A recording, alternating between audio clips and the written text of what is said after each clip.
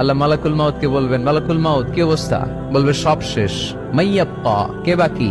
মালাকুল মাউত বলবে জিনেরা বাকি, যাদেরকে দেখা যায় না। আল্লাহ বলবেন জিনদেরকেও শেষ করে ফেলো, রুহু কবজ করো। মালাকুল মাউত আজরাইল জিনদের রুহু কবজ করবে। আল্লাহ এবার জিজ্ঞেস করবে, ইয়া মালাকাল মাউত আখবিরনি মাইয়াব্বা, এবার বলো আর কে বাকি? মালাকুল মাউত বলবে, আল্লাহ মানুষগুলো সব শেষ, জিনগুলাও শেষ, এবার বাকি ইবলিস শয়তান। কে বাকি? ইবলিসরেও শেষ করো, ইবলিসও শেষ। আল্লাহ আবার জিজ্ঞেস করবেন, ইয়া মালাকাল মাউতি মাইয়াব্বা, আর কে বেঁচে আছে বলো?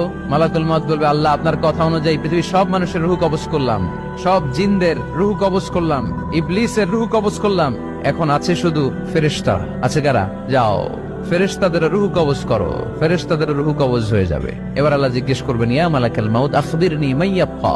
মালাকুল মাউত বলবে, আল্লাহ আপনার কথা মতো ধরে ধরে সব শেষ, ফেরেশতাও শেষ, 4 জন ছাড়া। কয়জন ছাড়া?